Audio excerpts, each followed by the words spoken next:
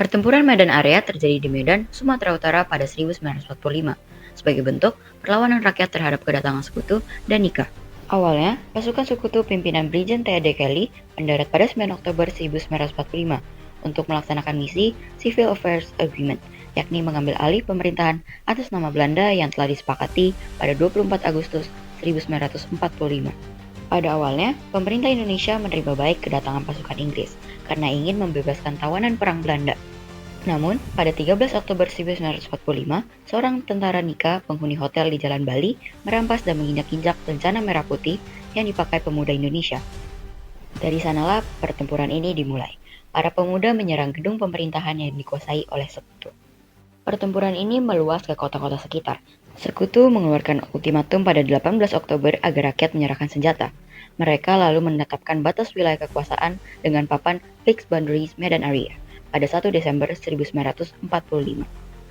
Puncaknya, serangan militer besar-besaran dilancarkan pada 10 Desember 1945. Pada April 1946, Sekutu menguasai Medan dan mendesak mundurnya pemerintahan RI dari kota tersebut. Pertempuran Medan Area yang berlangsung sejak 9 Oktober 1945 hingga Februari 1947 menunjukkan bahwa strategi rakyat dalam mempertahankan kemerdekaan tidak hanya spontan, melainkan juga terorganisir.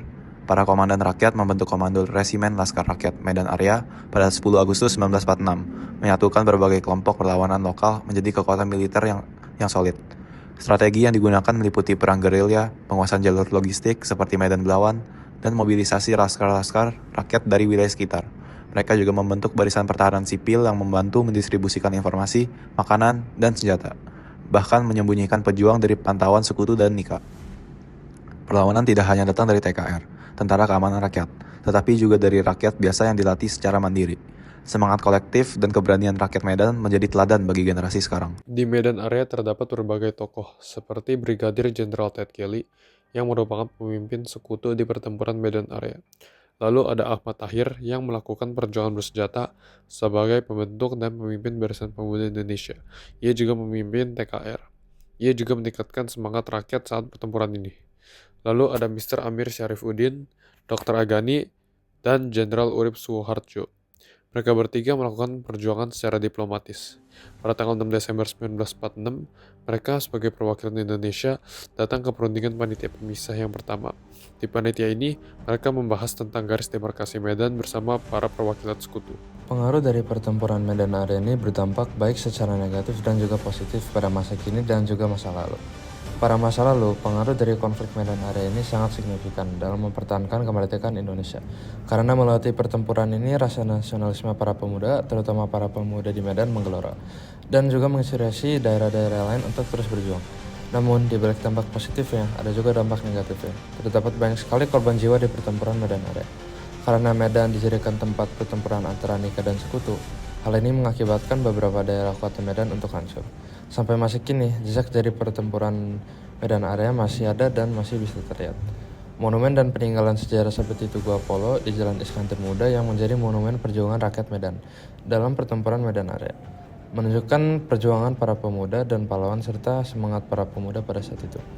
Monumen ini mengingatkan generasi muda untuk selalu memiliki jiwa nasionalisme yang tinggi. Peninggalan penting yang lain adalah garis demarkasi Medan, yang merupakan sebuah batas atau garis pembatas yang memisahkan wilayah yang dikuasai oleh Indonesia dan wilayah Belanda pada pertempuran Medan Area. Sebagai wilayah yang dulu dikenal dengan semangat perjuangan dalam peristiwa Medan Area, kota Medan kini menghadapi ancaman baru terhadap persatuan, bukan dari penjajah, melainkan dari konflik sosial internal seperti yang terjadi pada 2025 ini. Kasus penembakan oleh Kapolres Belawan, AKBP Olowan Sihaan, terhadap remaja pelaku tawuran di Belawan memicu polemik, hingga dinonaktifkannya sang Kapolres untuk pemeriksaan lebih lanjut. Tawuran yang meluas ke jalan tol ini berawal dari masalah sosial kompleks, seperti kemiskinan, putus sekolah, dan ketegangan antar kelompok pemuda.